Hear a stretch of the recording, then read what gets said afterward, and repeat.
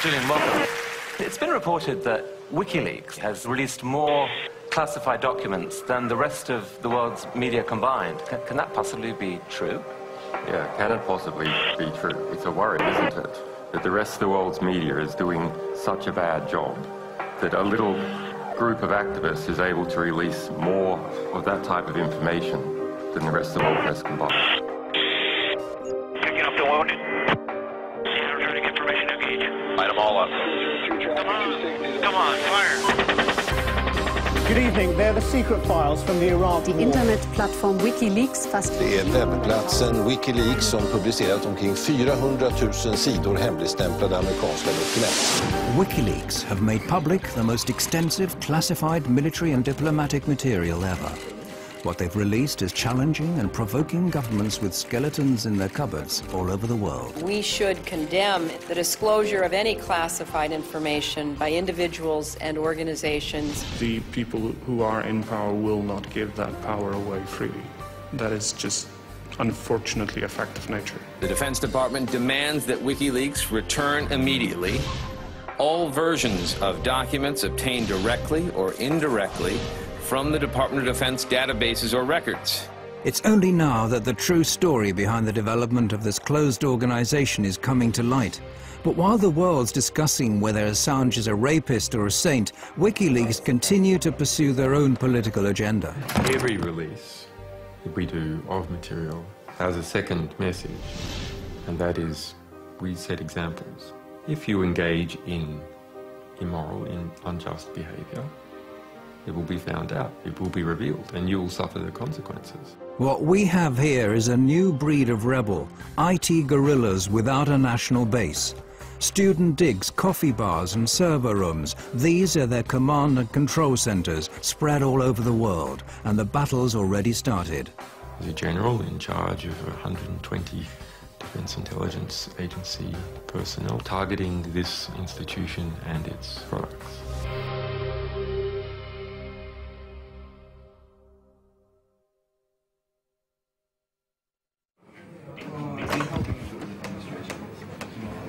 WikiLeaks have become a global force to be reckoned with in record time. It may not be easy to grasp at first, but the release of classified information is just a small step in a long-term political and ideological battle. And that leaking classified information is a weapon and not a means unto itself. The public has a right to know materials, and the historical record has a right to have materials of diplomatic, political, ethical, historical significance. If something is interfering with that process, we will undo it. He's been called the Scarlet Pimpernel of the computer age. If one were to judge him on his looks alone, you could call him a chameleon, given the frequency of his change of hairstyles during the 6 months we've been following WikiLeaks. But if you look under the surface, you'll soon discover that Julian Assange has been revolting against the powers that be for a long time. As a teenager in Australia, he called himself Mendax and got a name for himself as a highly skilled hacker. By the age of 21, he found himself in court pleading guilty to some 20 different charges of hacking. Yeah, I mean, we had a back door in the US Military Security Coordination Center. This is the peak security for controlling the security of MILNET, the US military internet. We had total control over this for 2 years. The US space agency NASA is one of the victims of the Melbourne computer hacking syndicate.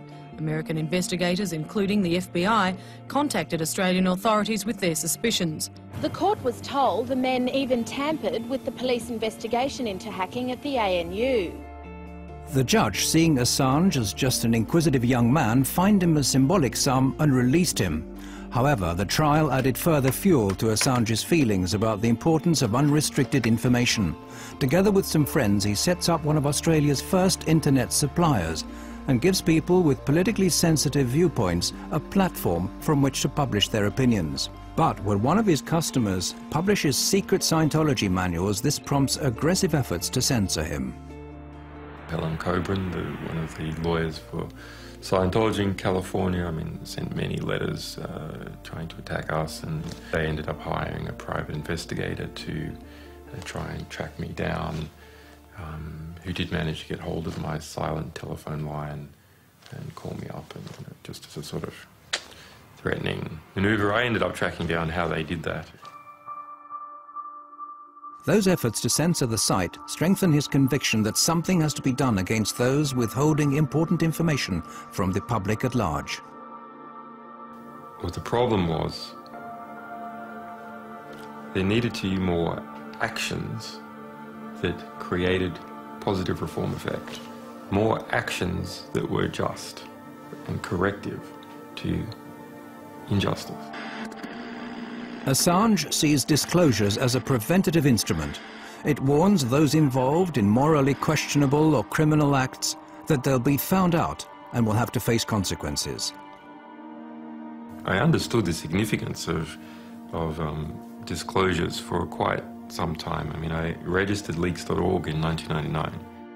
In 2006, Assange and a group of like-minded people start building up a special internet service, WikiLeaks.org, exclusively for people wishing to blow the whistle on abuse of power. His fellow conspirators comprised of hackers and mathematicians. They're located around the world and communicate via a restricted mailing list. From this platform, they start defining their thoughts of building up a worldwide movement to mass publicize classified information.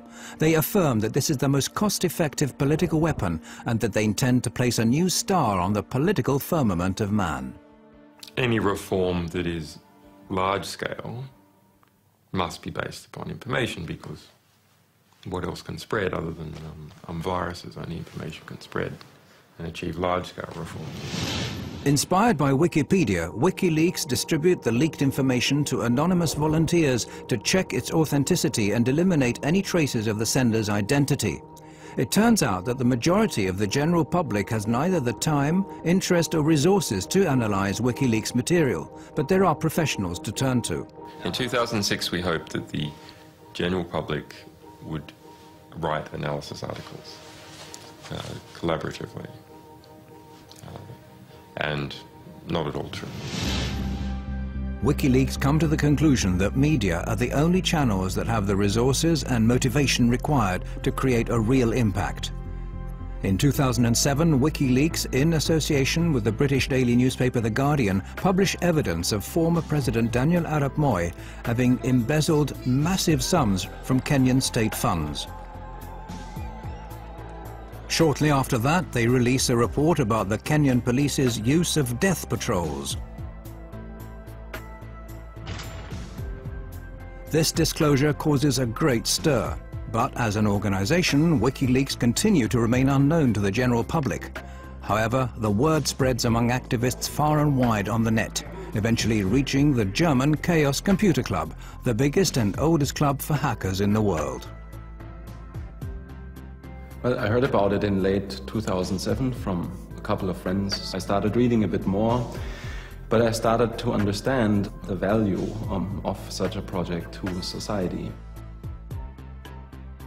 The politically engaged Chaos Computer Club has been fighting a long-term battle for free access to information. One of its members, Daniel Domscheit-Berry, is quick to recognize the common ground between his view of society and that of WikiLeaks. He quits his job as a computer consultant so as to devote all of his time to the new organization. The question is the attitude. What attitude do you have to society? Do you look at what there is and you accept that as God-given? Or do you see society as something where you identify a problem and then you find a creative solution for that problem? So it is a matter of, are you a spectator or are you actively participating in society? The Computer Club has put the skills of some of the sharpest hacking talents in the world at WikiLeaks' disposal. What's needed now is a physical haven. Hackers linked to the Swedish file-sharing site Pirate Bay have what they need: considerable technical skills in a place where freedom of speech is unusually free.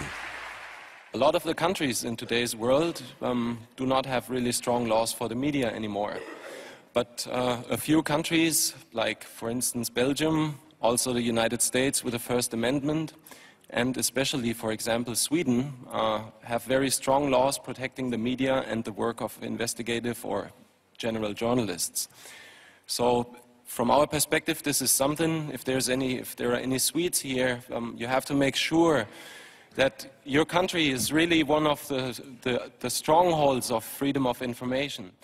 Sweden has an enviable, although far from perfect, record in protecting publications. It has a practical record within the past few years of protecting internet publications against censorship. And it's precisely Sweden's unique freedom of speech law that prompts WikiLeaks to locate their main site in this unpretentious basement in one of Stockholm's inner suburbs. Det började med en tunneltjänst, att de skulle tunnla trafik här igenom för att kunna kringgå vissa IP-bandningar och sånt som har skett i andra länder där som inte gillar WikiLeaks. Men senare så valde de att ställa även en maskin här där de publicerar materialet ifrån. PRQ offer their customers total secrecy. Their systems prevent anyone from eavesdropping either WikiLeaks chat pages or finding out who sent what to who. Vi erbjuder dels anonymitetstjänster, så kallade VPN-tunnlar, där en klient från utsidan ansluter till våra maskiner som sedan laddar ner den informationen de vill ha. Så om någon försöker spåra dem ifrån slutstationen, så att säga, där informationen kommer ifrån, så kommer de bara komma till våra maskiner. Och härifrån så lämnar inte vi ut några uppgifter om vem som hade det IP-numret vid det här tillfället. PRQ have a track record of being the hardest ISP you can find in the world. There's just no one else that bothers less about lawyers harassing them about content they are hosting. And it's just the attitude that, let's say, works very well with what WikiLeaks was set out to do. Här är vår serverhall. One reason why WikiLeaks need PRQ is that their operations are protected by Sweden's strict freedom of expression laws, laws which PRQ exploit to the full. Vi accepterar allting som faller under, som är lagligt enligt svensk lag. Så accepterar vi precis allting, oavsett hur omoraliskt eller förkastligt det kan vara i övrigt, så väljer vi att inte göra några moraliska bedömningar. Det är en informationsbomb som står och väntar istället för de konventionella vapnen. Och förhoppningsvis så kan den här informationen på något sätt stoppa några av de konventionella vapnen. Det är min förhoppning i alla fall. And we aren't talking about any old information. It's from these servers at PRQ that WikiLeaks has, for example, made public a manual from the United States Guantanamo Bay Detention Center. A military manual leaked on the internet is revealing details of the way terrorist suspects are being treated at the U.S. naval base at Guantanamo Bay in Cuba. It tells of the use of solitary confinement and humiliation to break down the detainees mentally. Human rights groups have for years been asking the US administration for access to this manual. If you censor important material of this type, we're not just going to criticize you. We're going to take the material that you tried to censor and we're going to spray it all over the world, and we're going to stick it in our archives in a way that's never going to disappear and encourage everyone to get copies of it. WikiLeaks' battle against censorship knows no geographical frontiers. The next step is to publish an internal report commissioned by the multinational trading company Trafigura, who are alleged to have dumped toxic waste in the Ivory Coast that caused tens of thousands of people to seek medical care. The Guardian newspaper was going to produce a big story on this, and as a result, they were gagged. The company obtained a secret order in court to gag all the press in the UK from reporting anything related to the content of that report and the fact that they had been gagged. In the US, hackers discover that the Republican presidential candidate Sarah Palin is apparently bypassing US transparency laws by using a private email account to conduct government business. WikiLeaks publishes her messages. After just 2 years, the site's made public over 1 million secret documents, but WikiLeaks as an organization continues to be largely shrouded in secrecy. Only Julian Assange and Daniel Domscheit-Berry appear in public, the latter under the pseudonym Schmidt. Okay, hello everybody. My name is Daniel Schmidt, this is Julian Assange. We're here to make a short presentation about the WikiLeaks project. According to The National, which is something that we are kind of proud, it's one of the last quotes we had, so The National has said that we have produced more scoops in our short existence than the Washington Post in the last 30 years.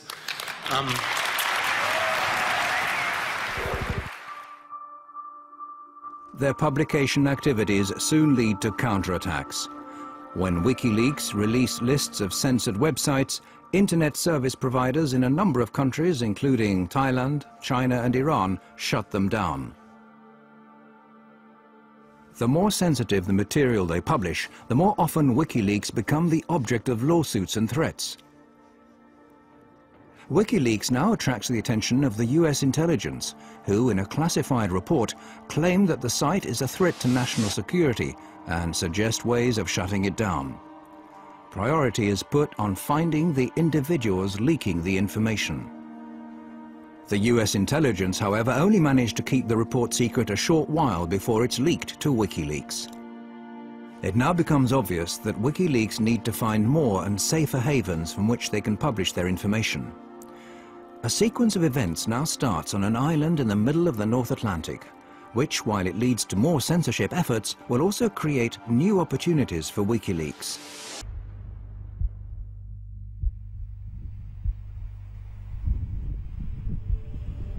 October came, October 2008, and the Icelandic banking system imploded. It lost 17/18 of its mass over the course of about a week or two. It was essentially one bank per week went bankrupt.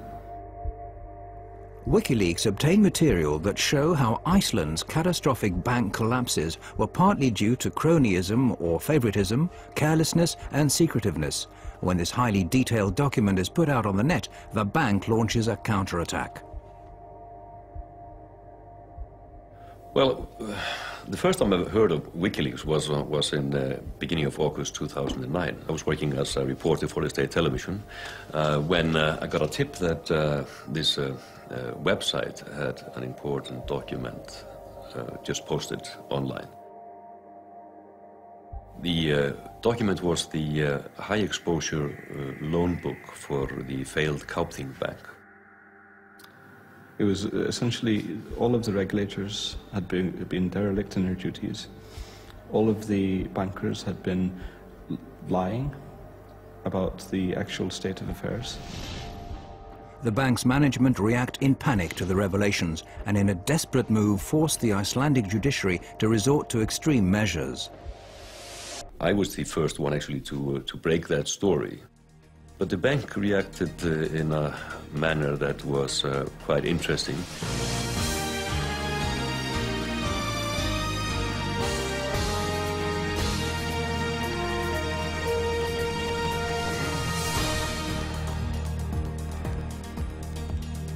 Gott kvöld, nú hefjast fréttir laugardaginn 1. ágúst. Samt ekki allar þær fréttir sem við ætlum að segja ykkur. They got a gag order on the state television, actually the first and only one in the history of the Icelandic state television news department. Allir geta nálgast þau á vefsíðunni wikileaks.org, wikileaks.org.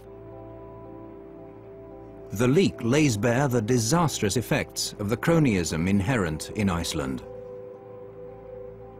We had failed as a country because we had not been sharing the information that we needed.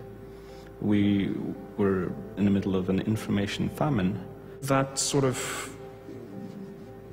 eventually led to this just, let's get the WikiLeaks people here, and then when they were here, we just went, okay, is there anything you want us to do? And obviously there was. Welcome to this program. Thank you. Yes, you mentioned to me the dream that we in Iceland we should become a vanguard of publishing freedom. Absolutely, absolutely. So we see. And they were presenting this idea, which they called Switzerland of Bytes, which was basically to take the tax haven model and transform it into the transparency haven model. Why doesn't Iceland become the center for publishing in the world? Because it's going to be global. Julian and I, we were just throwing that idea out, just declaring on national television that we thought this would be the next business model for Iceland. So that felt pretty weird. Then realizing the next day that everyone wanted to talk about it. Iceland has seen some of the problems that happen when society becomes too secret. WikiLeaks gave us the nudge that we needed. We had this idea, but we didn't know what to do with it. And they came and told us, and that is an incredibly valuable thing. WikiLeaks now team up with Icelandic activists and parliamentarians and together draw up a proposal that would transform Iceland into a haven for journalism.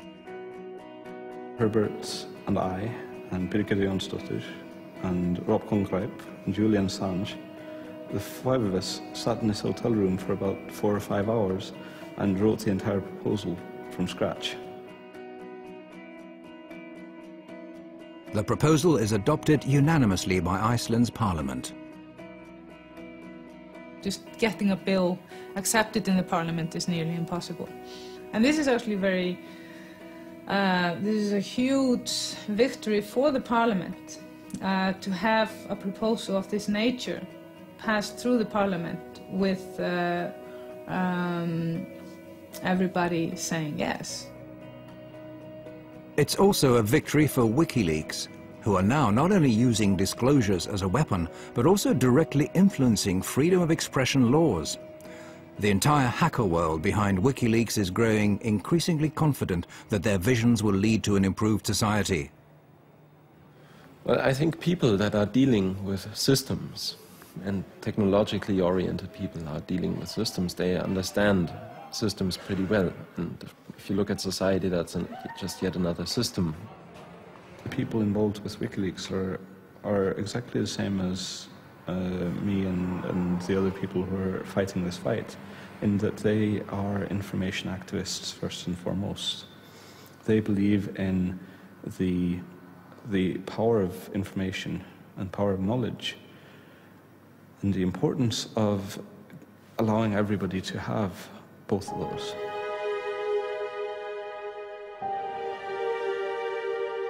Perhaps it's similar convictions that prompt a young former American hacker to make one of the most crucial decisions of his life. Bradley Manning, serving as an intelligence analyst with the US Army in Iraq early 2010, has, just like millions of other Americans in the military or civil service, access to a massive database of classified information. He discovers indications of crime and corruption and tells another hacker, Adrian Lamo, about it.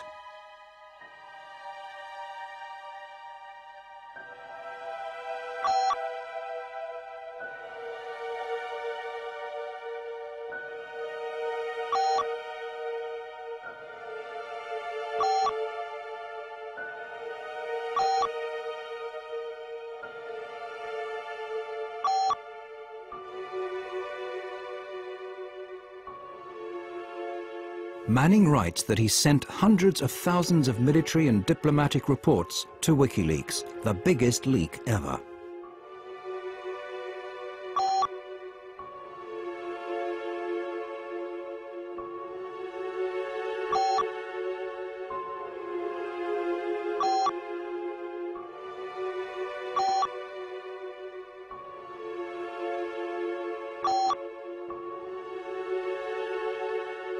Manning puts his faith in WikiLeaks. However, Lamo reports their chat to the military. Manning now risks a 52-year jail sentence. Many of the facts are still unclear. One thing is certain. At this point in time, WikiLeaks received documents with the same material that Manning is charged of having leaked. We make a commitment to our sources that we will represent their material to the public to the best of our ability and achieve maximum political impact for the risks that they take. WikiLeaks are in possession of explosive material, too big in fact for them to handle alone.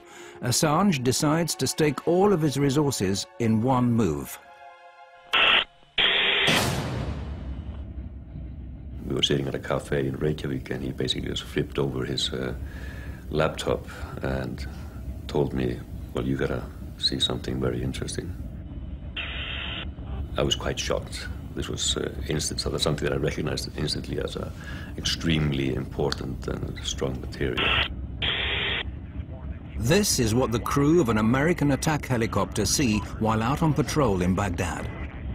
See all those people standing down there?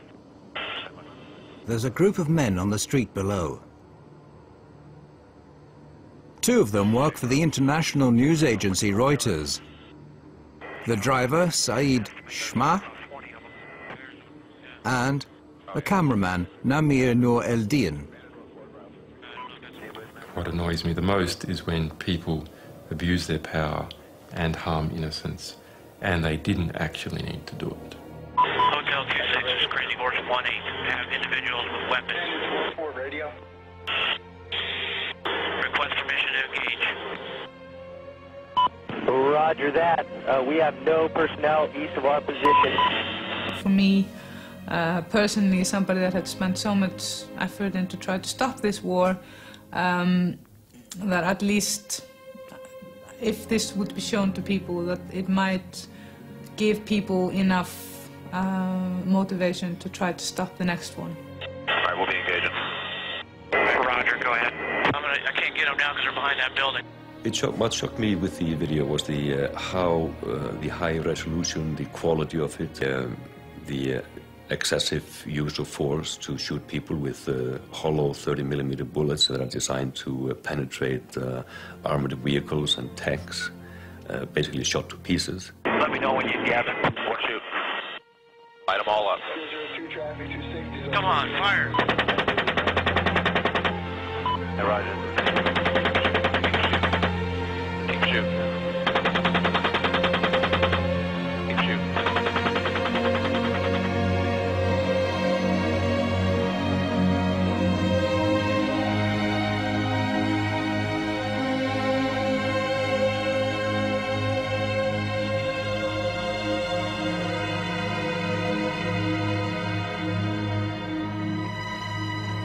Different people argue that it was right for the United States to be in Iraq, or wrong to be in Iraq, but nonetheless, in this incident, even if you argue that it was right for the United States to be in Iraq, even if it was right for them to be in that suburb at that time with a helicopter overlooking this wounded man crawling the street, it was not helpful for the United States for that wounded crawling man to be shot. Yeah, we got one guy crawling around down there, but yeah, we definitely got some. Or shooting some more. The Reuters employee, Saeed Shma, has been seriously wounded. He's getting up. If he has a weapon though in his hand? No, I haven't seen one yet. It is very important to offer a voice to the voiceless. Nobody really believes the people on the ground when they're trying to tell what the war crimes are occurring, and that happened to the people there. So I offered to help with this in any which way possible. Bushmaster, Crazy Horse, we have individuals going to the scene. Looks like possibly picking up bodies and weapons. Hey, we need to stop that so we can get down there. We need to stop that. You see my location? To engage in the video, picking up the wounded. Yeah, we're trying to get permission to engage. Come on, let us shoot. A father driving his children to school catches sight of the injured man and stops to help him.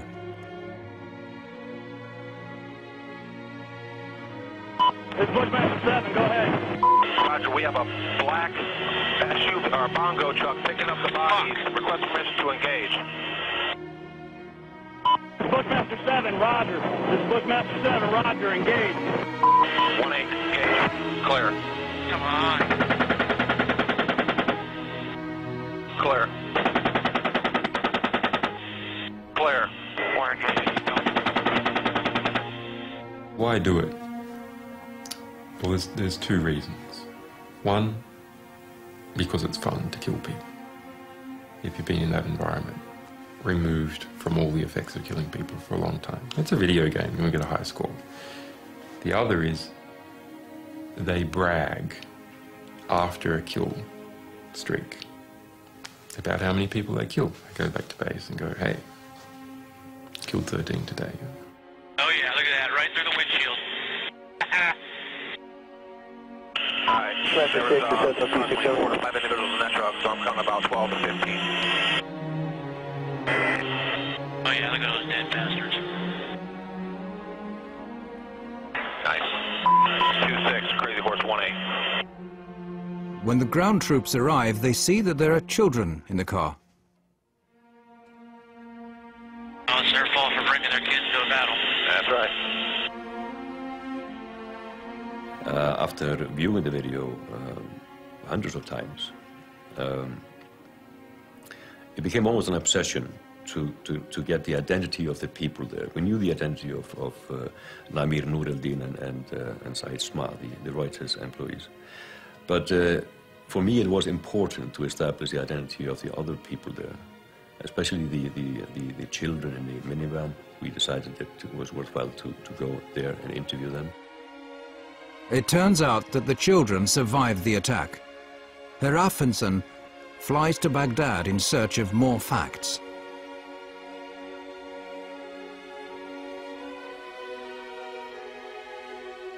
Gerist hér á þessu horni í Al-Amir hverfinu í austurhluta Bagdad 12. júlí 2007.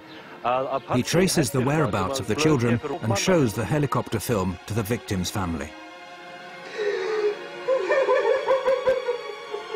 يعني يشيل أطفال بالسيارة يعني مسلح هذا ويشيل عائلة يعني ينزل يشوفه يفتح الباب غير هو كاميرات عنده طيار وهاي غير يشوف يعني مشاعره.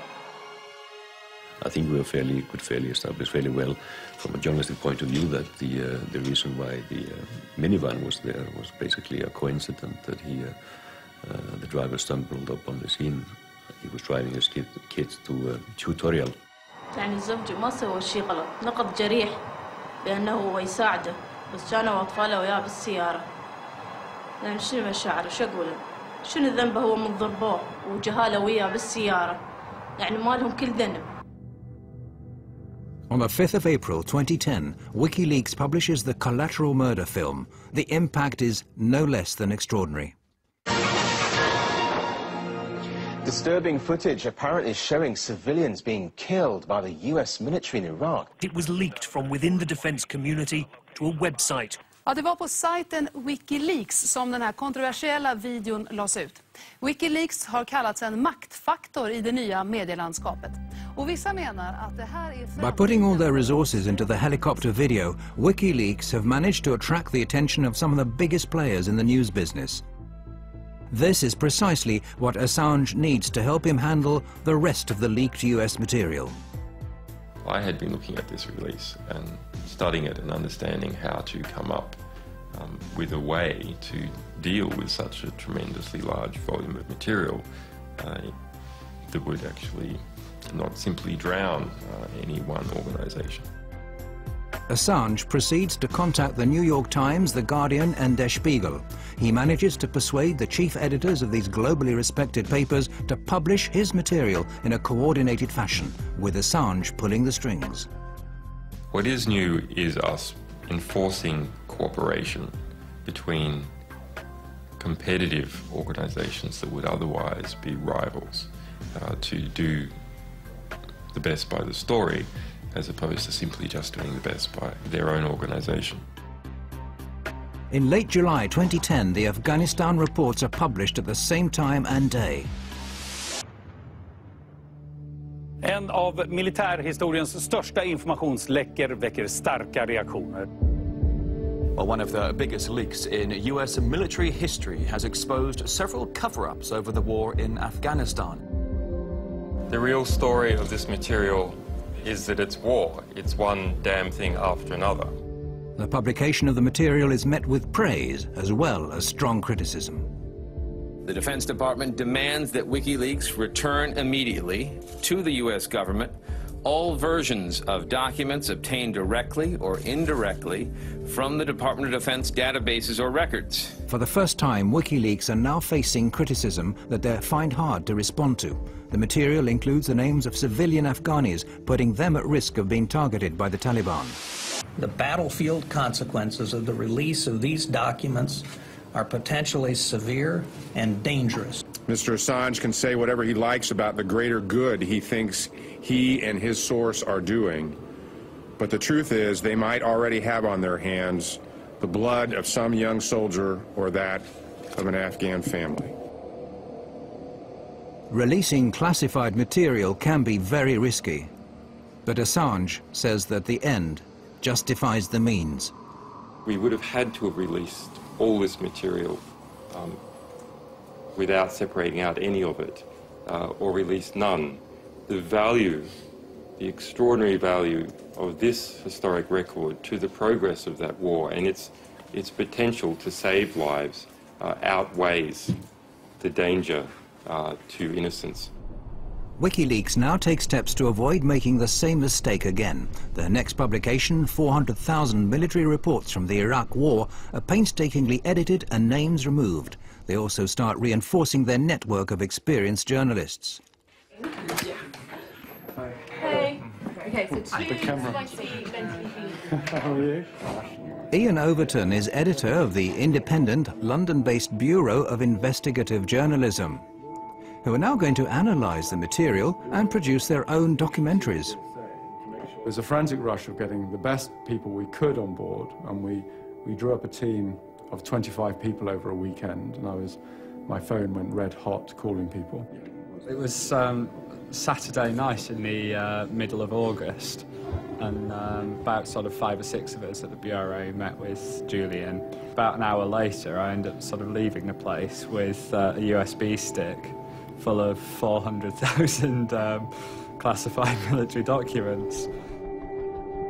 The material is essentially an encyclopedia of this war, with reports issued day by day, hour by hour, corpse by corpse.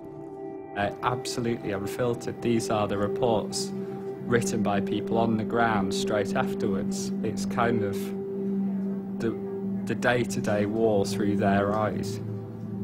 And that's new. We haven't been able to do that before, ever, really. The material tells of tens of thousands of civilian casualties, figures that the US have withheld to date, and the widespread practice of torture that the US said they'd put a stop to is still being practiced by their Iraqi allies.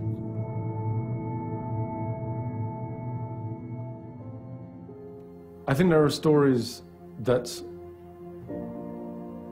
cause you, to be filled with grief. Some are incredibly harrowing. I mean, you do have children tortured to death or shot in front of parents, and it's not material you can read and not be affected by. When I was reading the reports, you read a young American soldier writing in a very, very bureaucratic, anodyne, sterile way about a father who's driving his children back home, and he's going too fast, and they open fire at the car.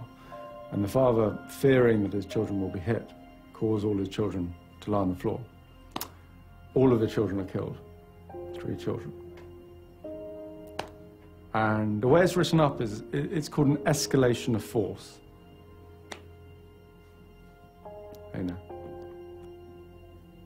It's not an escalation of force, it's a killing. It's horrific.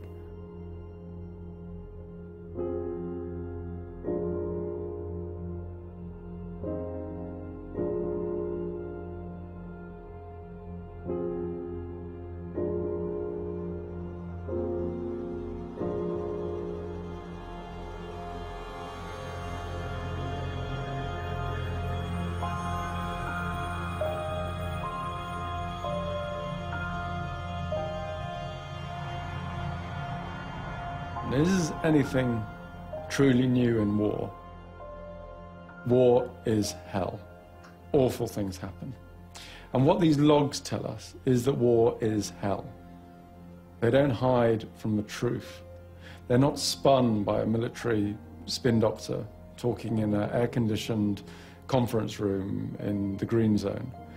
This is visceral, unequivocal death written in raw detail. 109,000 lives lost over the course of these reports. We're all doing what we can in something so huge that people can and hopefully will study this data for years. This is worth telling, this is worth getting out there. The lack of respect for human life runs like a common thread through the material. These images are of a helicopter crew who have just received orders to bomb a building where 3 enemy soldiers are thought to be hiding. If you'd like, Crazy Horse 1A, you could put up missile in that building. A passerby suddenly turns up. But the crew don't wait. Target hit. You lost a missile. The crew could have waited until the man had passed. This is perhaps a measure of how human life was valued in Baghdad. Private cars being pursued by an attack helicopter.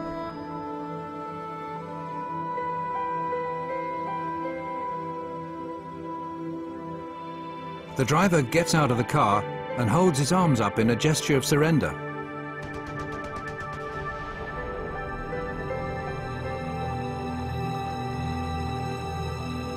The more horrific the discovery the investigators in London make, the more they get the feeling of being threatened. It gradually becomes obvious that someone's watching their office. I do know that I'm being listened into and monitored by forces. I don't know. I've received strange text messages from anonymous sources. I've received death threats, and they're not very nice, clearly. And particularly the one that talked about my children. I just think that was a bit unnecessary. There's op-eds in the Washington Post saying that our personnel should be kidnapped from Europe. Our sources, one alleged source, executed. Similar statements by right-wing members of the US Congress. In Washington, the influential public figure Christian Whiten is agitating for the indictment of WikiLeaks members, saying they should be treated as terrorists. There also has to be a clear punishment for people who engage in what I would consider a form of espionage, a form of political warfare. It's not an act of journalism or transparency, but an act of political war against us. The US ups its efforts to stop WikiLeaks. The payment service provider's money brokers closed down WikiLeaks' account. American hackers suspected of having links to WikiLeaks are detained, questioned, and have their computers confiscated. At the end of the day, things involving the web, I think you find, are less mysterious and new than may meet the eye at first. If you just go beyond, I'd say, the surface, you'll find telecommunications companies that are hosting the servers or hosting the companies that in turn host this information and have made this possible. You'll find banks that provide banking services to these people. You'll find landlords who provide rent to the individuals involved. So to that extent, I'm pretty sure you can peel back the onion and find exactly what this organization is, where it conducts its activities, and which jurisdiction it's subject to most directly. However, the stronger the attacks, the greater the support WikiLeaks receive. Julian Assange has been without a fixed address for several years, but wherever he lands, activists are on hand to offer him a place to sleep and their services free of charge. People love the idea of an out-of-control investigative journalist who's trying to take on governments. The story of some quasi-romantic, fleet of foot, Scarlet Pimpernel character in the form of Julian Assange darting in the cyber shadows. It's very appealing. I am very pleased to be amongst so many people I can respect. I don't think I have ever been... Assange is an ideal media figure. He's been portrayed as the Lone Ranger of the information age. Who to? Arnie. You are the only one which is sounding like a pure angel. Me? Yes. A pure angel? Yeah, it's just the hair. Praise and prizes have been poured over WikiLeaks. Time magazine has included Assange on a shortlist for the world's most influential man. You should remember Solzhenitsyn's words that in the right moment, one word of truth outweighs the world. But all is not quiet on the WikiLeaks front. Assange is aware that the Iraqi material that's shortly to be released will generate even more anger. In August, he travels to Sweden. He applies for a residence permit to obtain the protection of the world's most extensive freedom of the press law. Kväll, ja, efter dagar av spekulationer så kan Rapport nu avslöja att Piratpartiet tar över ansvaret för säkerhet och drift av sajten WikiLeaks dataservrar. Does this mean that WikiLeaks is becoming even more Swedish? I hope so.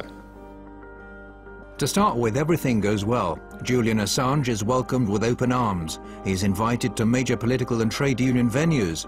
And there are calls that he should be awarded the Nobel Peace Prize.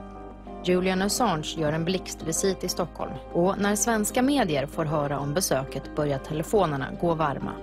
Ingen vill missa mannen bakom sidan som gjort fler avslöjanden under sin 3-åriga livstid än vad många nyhetsredaktioner tillsammans lyckats med under årtionden. A couple of days later, the picture changes dramatically.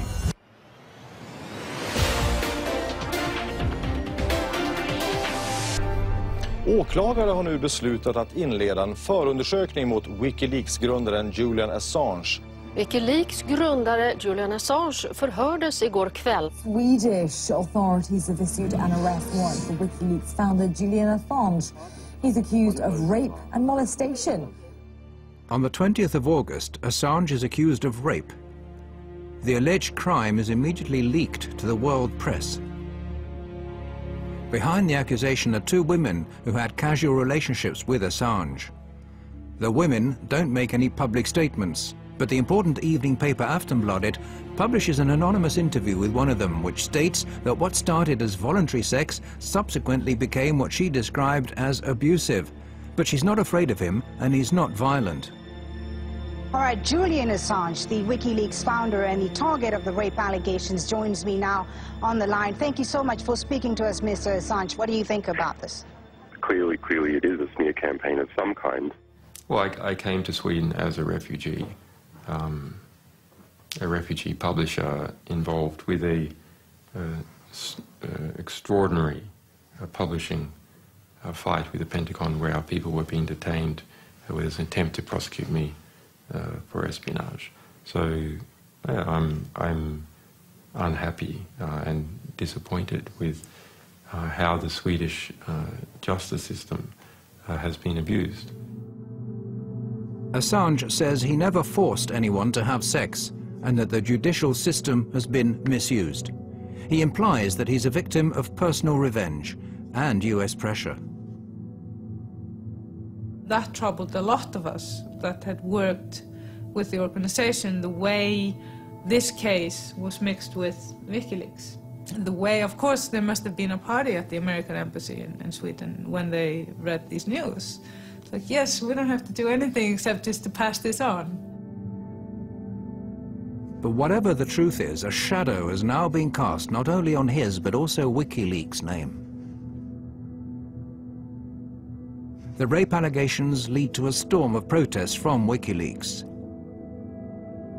WikiLeaks has become the sensation because the 2 last big scoops, and the only scoops that have been actually played into the hands of the mainstream media, are sort of WikiLeaks versus the US or Julian Assange versus the Pentagon. This is not what WikiLeaks is about. It is a site that focuses on all sorts of leaks from all over the world. It has weakened the organization. That is my perception. Too much focused on one person, and one person is always much weaker than an organization.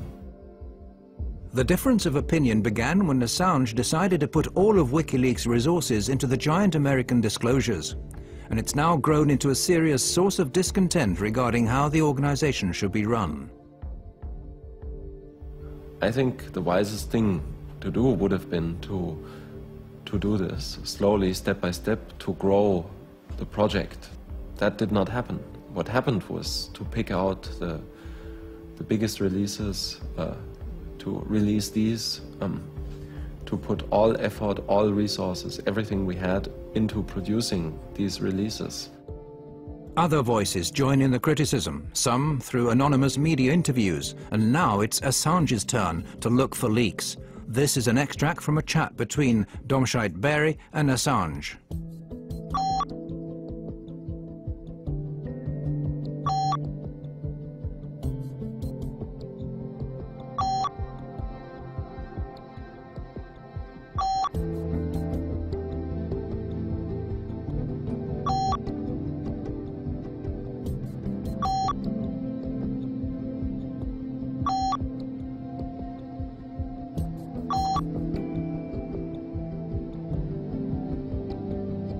If you preach transparency to everyone else, you have to be transparent yourself. You have to fulfill the same standards that you expect from others. And I think that's where we've not been heading into the same direction philosophically anymore. The argument ends with Daniel and several others quitting WikiLeaks. Eventually this ended with me arguing with Julian about basically his dictatorial behavior, which ended in Julian saying to me that if I had a problem with him, I could just piss off, I quote. Those who quit the organization build up their own site on the quiet, WikiLeaks, to be run without an authoritarian editor and serve purely as an online distribution service, helping people deliver material anonymously to the media. WikiLeaks is a technology project that is aiming to be a service provider for third parties that want to be able to accept material from anonymous sources. Well, I'm inclined not to talk too much about the few people that have decided that their interests are not with the WikiLeaks anymore. But what I hear is that some of the people are, contemplating to open up their own website with the same ideal as WikiLeaks, and I think that's an excellent idea, and I wish them well. I think it's the more the better. WikiLeaks continues to pursue its set strategy, which leads to massive media reaction when the next part of the material is published. I can't think of any case where a satellite news channel, the BBC Radio World Service, terrestrial channels and broadcasters and the internet are all going to go at the same time on a story. This disclosure is about the truth. They're the secret files from the Iraq war. Internetplattform WikiLeaks. Det är webbplatsen WikiLeaks som publicerat omkring 400 000 sidor hemligstämplade amerikanska dokument. So let me just say, with regards to the allegations of not intervening when coming across detainee abuse, it's not true. The Iraq leak hits the headlines around the world. Thanks to Assange's strategy, the leak has a huge impact and greatly boosts WikiLeaks' resources. Now 40 volunteers are brought in to work more or less full-time for the organization, with another 800 people available for specific tasks.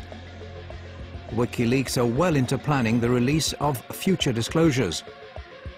But first, there's still the final part of the US material to be released. For this latest release, we have chosen a different methodology. We have tried to pull it out over time, rather than having it all go out in one hit. This time, however, the new material contains disclosures, the consequences of which are far harder to assess than previous releases. Nu är de ute, de första av tusentals handlingar med hemlig amerikansk diplomatpost. The United States strongly condemns the illegal disclosure of classified information. In a storm of criticism, WikiLeaks are accused of threatening world peace. Are they and their media partners sufficiently competent to gauge the consequences of releasing hundreds of thousands of diplomatic dispatches, covering everything from nuclear reactors in Iran to Saudi Arabian domestic policy? Or is it again a matter of the end justifying the means? For Christian Whiten, things are much simpler than that. I think Mr. Assange is actually waging political warfare, too. He's not using weapons, but he's not using purely soft things either, like words. He's using information, wielding information against us, if you will. That, to me, is what political warfare is. By and large, WikiLeaks is a force for good. I think you can't just be absolute on this. WikiLeaks is very, very powerful, and I think one has to be cautious of anything that's very, very powerful in life.